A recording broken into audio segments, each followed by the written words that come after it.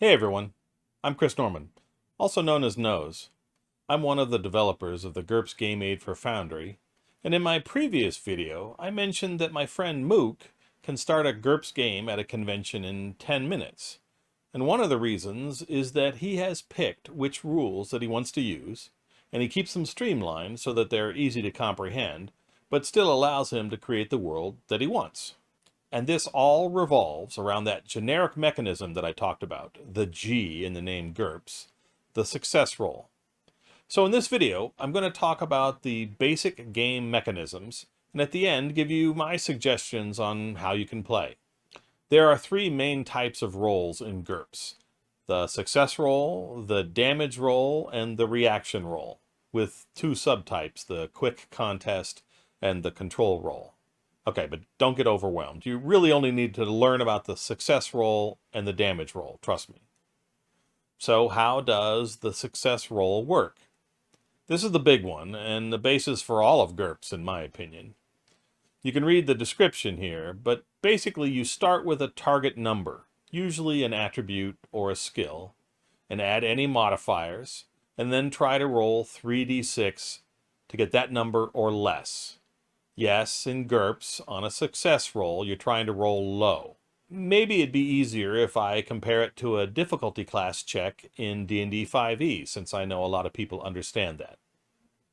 Let's take this example. A character is running down the hallway, being chased by something evil. And there's a door at the end of the hallway, and they want to break through the door. In D&D 5e, the GM might make this a strength check, with the difficulty class of, say, 12, a little bit harder than easy. So the player finds their attribute bonus for their strength. This character has a strength of 14, which gives them a +2 bonus. So they roll a 20-sided die, add the +2 to see if they can reach that difficulty class, the DC of 12. In GURPS, the same thing would be represented this way. The target is the strength attribute. So for this character, it would be 14. The modifier is some number plus or minus indicating the difficulty of doing such an act. So in this case, we'll say it's a regular size wooden door, so that's a -2 difficulty, meaning that it's slightly harder than average. Negative modifiers are worse for the player, and positive modifiers are better for the player. So if it was a massive oak door, it might be a -4. Or if the door was an interior door, like the door of your bathroom, it might be a +2. So you take the target, 14, add or subtract the modifier, in this case -2, and you get a number of 12. The player needs to roll 3d6 to get the number 12 or less. As I said, GURPS is a little different than other games because you're trying to roll low for a success roll. Rolling a 3 or a 4 on 3d6 is a critical success, and rolling 17 or 18 is always a failure. But you can see how they can compare. If the door was steel in D&D 5e, the difficulty class could possibly go up to 15 or 20. In GURPS, the attribute would stay the same, it's the strength at 14, but the modifier would go down, say to a -6, or even a -8. GURPS gives a general description of what the modifier levels indicate, with examples. It's a guideline, not a hard and fast rule, but it gives you a good idea to start with. And that's it. That's the success roll. The target starts out as either an attribute or a skill, and then you add modifiers. The formula stays the same. Target plus modifiers versus 3d6. The important thing to know is the attribute or skill to roll against, and then assign some modifiers. What's not important is that you assign the perfect set of modifiers. One of the best pieces of advice I was ever given for GMing in GURPS was to pick a modifier that felt right and go with it. You can really slow down your game if you spend 10 or 15 minutes each time trying to find the exact bonus to your aerobatic skill if you have 3D spatial sense. Just pick a modifier and go with it. In our recent game, set in Douglas Cole's Nordland, our GM, Nick, wanted to determine how we weathered the night. In Nordland, it's cold, and if you don't get a good night's sleep, you might have your maximum fatigue lowered until you do. I think this is a neat mechanism that Douglas put in to indicate, how hard the environment is. Well, in the past, we have players roll various skills like Naturalist, survival forest, survival Arctic, all trying to give bonuses to the best outdoorsmen to make the camp.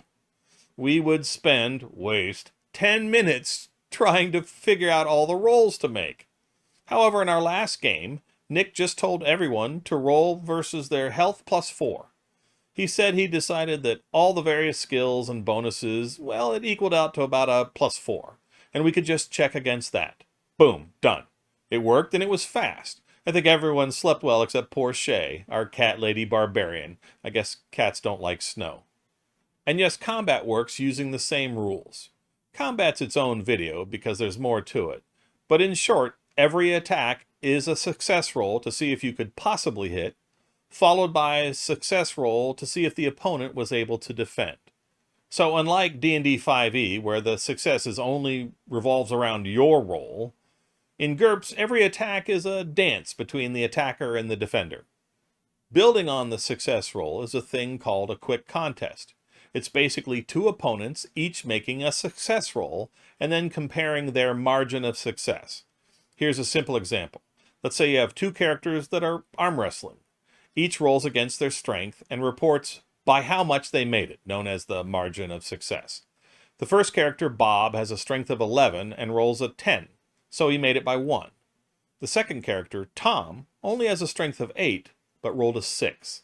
So he made it by 2. Since the 2 is greater than the 1, then Tom pins Bob's arm to the table. Yay, Tom. That's a quick contest. But it doesn't have to be for the same attribute. Let's say a character is sneaking down the hall and there's a guard in the corner. The GM could make the quick contest between the character's stealth skill and the guard's perception attribute. And maybe it's more complex than that. Maybe the character has a special light-absorbing suit, and the guard was at the end of an 18-hour shift and exhausted. The GM might say that the player can roll against the character's stealth skill with a +4 because of that special suit, and the guard rolls against their perception at a -2 because he's tired. In both cases, you calculate the margin of success and compare. Now you may see a reference to a self-control roll, which is really just a success roll, but the target is some fixed number, not a skill or attribute. Mostly you will see these on disadvantages, indicating how often your character succumbs to their particular disadvantage. My spell-slinger character, Jake, had alcoholism with a control roll of 12 or less.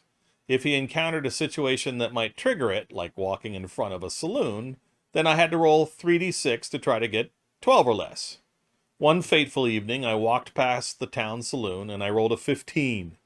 I had to go into the saloon and start a-drinking.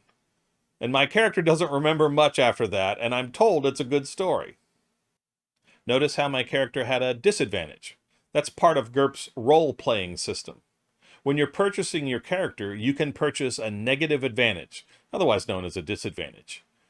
And why would you do that? Well, for the points, of course. A disadvantage costs negative points, which means you get more points to buy other things. But more on that in the character creation video. The next type of roll is the damage roll, and that's easy enough to understand. Unlike success rolls, you're trying to roll as much damage as possible. Simple. The only special thing to GURPS is that all dice are 6-sided dice. So damage is listed like 2d, or 3d minus 3, which just means 2d6 or 3d6 minus 3. But you're still trying to roll high. And the last roll is one that I rarely use, and that's the reaction roll. It's used to determine NPC reactions. It's just a 3d6 roll plus any modifiers that you look up on the NPC reaction table. I rarely use this. As the GM, I usually have an idea of how I want the NPCs to behave to the characters, and I modify it based on the character, if they've purchased sex appeal or fast talk or anything that might give them a reaction bonus. And if I think it's applicable, then I'll run the NPC that way. If I really wanted to leave it up to chance, then GURPS has that NPC reaction table, and you can use that to guide their actions. But it's not required, and you can easily ignore it. Okay, let me sum up. You now know how to create a success roll, and hopefully you know how to roll damage. Quick contests and self-control rolls are just variations of a success roll, and you can ignore the reaction roll if you want. I do. And there you have it. You now know how to be a GURPS GM. Okay, maybe that's overstating things a bit, but it's a good start. Just remember this. If anything comes up that you don't know how to handle or you don't know the rules for, pick an attribute or skill, assign some modifiers, and have the player roll 3d6 against that. You don't need to spend 10 or 15 minutes searching through the rulebook, at least not during the game. Tell your players that you're going to wing it for this session, and you'll learn the rules in between sessions. Or your players might help. They might look up the rule for you and give you that information, or at least the page number, so you don't have to do the searching. But don't be afraid to still wing it. If the rule's a bit much for right now, tell everyone you're going to go with your gut, and you'll learn it next session. Over time, this is how you learn GURPS. As you get more familiar with the game, you might want to add some source books to add more complexity. If you want to get into very realistic hand-to-hand combat, you can include the martial arts sourcebook. Or realistic modern rifle combat, then get tactical shooting. These usually don't add any more mechanisms to the game, but they will add rules that will require success rolls, and they'll provide new modifiers that you can apply. And of course, they are completely optional. Hopefully you can see why I said that GURPS isn't complex. It starts small, with that one magic rule. And this is where I come back to my friend Mook.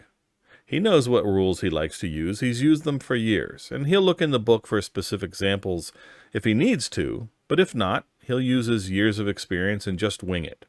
And so can you. That's it for Part 2, Game Mechanics. And as always, thank you for watching.